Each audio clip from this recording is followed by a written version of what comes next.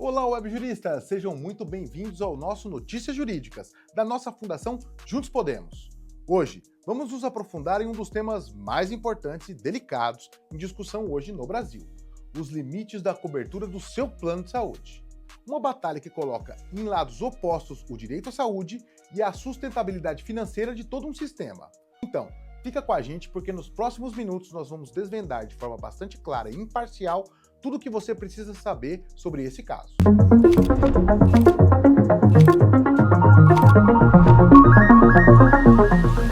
A ANS, ou Agência Nacional de Saúde Suplementar, é o órgão do governo que regula os planos de saúde. E esse rol é basicamente uma lista.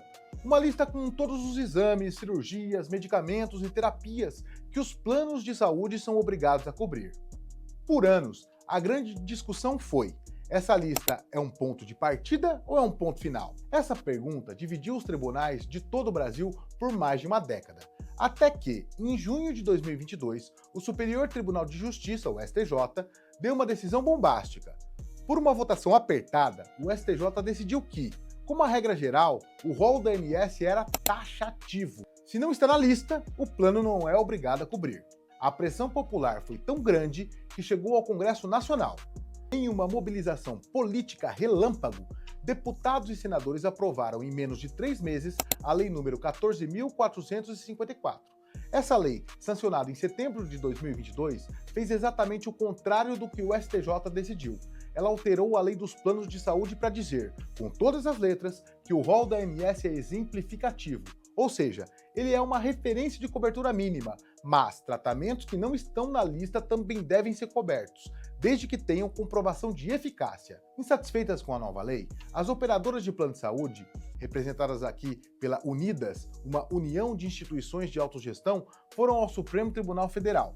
O argumento delas não é simples, e ele se baseia em 3 pilares principais. Vamos entendê-los. O primeiro argumento: elas afirmam que, sem uma lista definida, é impossível calcular os riscos e os custos de uma operação. Como que eu vou conseguir precificar uma mensalidade sem saber quais tratamentos, alguns que podem custar milhões de reais por pacientes, elas terão que cobrir? O segundo argumento: as operadoras defendem que a ANS não cria a lista por acaso. Existe um corpo técnico, formado por médicos e especialistas, que analisa se um novo tratamento é seguro, se ele é eficaz e se o custo-benefício para o sistema é viável. É um processo técnico e até bastante rigoroso.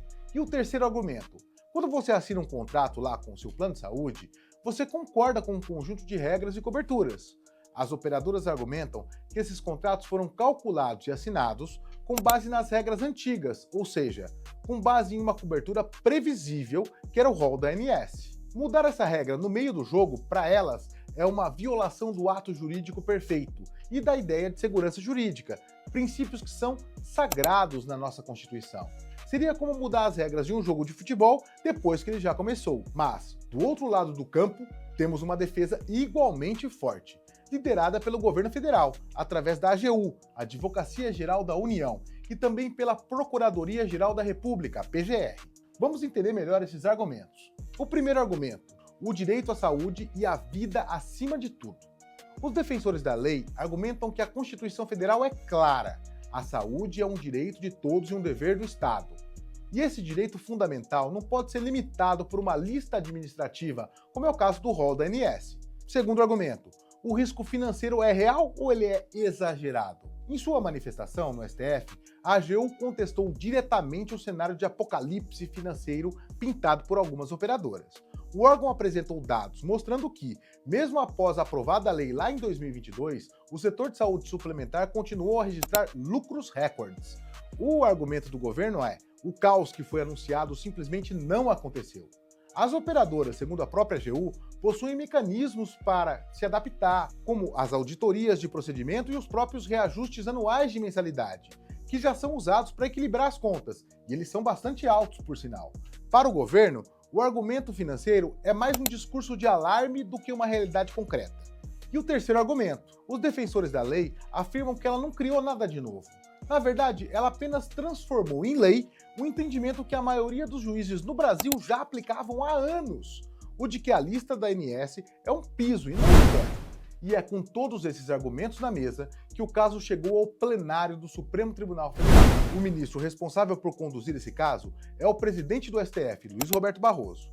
Na primeira sessão, o tribunal ouviu as sustentações orais de todos os envolvidos. Após ouvir todos os lados, a sessão foi suspensa e ainda não há uma data definida para que os ministros apresentem seus votos.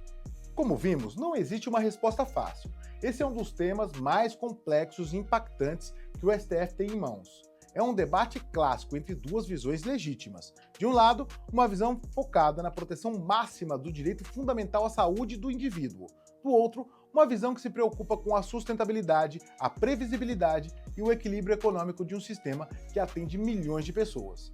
A decisão final dos ministros do STF não será apenas uma interpretação técnica da lei. Ela vai definir o modelo da saúde suplementar no Brasil para as próximas décadas.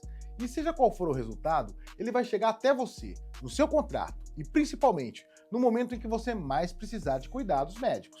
Nós, aqui da Fundação Juntos Podemos, continuaremos acompanhando cada passo deste julgamento e traremos todas as atualizações. E você, o que você pensa sobre isso?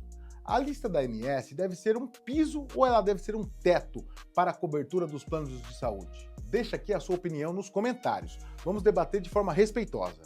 E se você gostou dessa análise completa e quer apoiar o jornalismo jurídico de qualidade, não se esqueça de curtir esse vídeo, de se inscrever no nosso canal, de ativar o sininho para não perder os próximos episódios do nosso Notícias Jurídicas. Eu quero agradecer muito a sua companhia até aqui e te espero no próximo vídeo.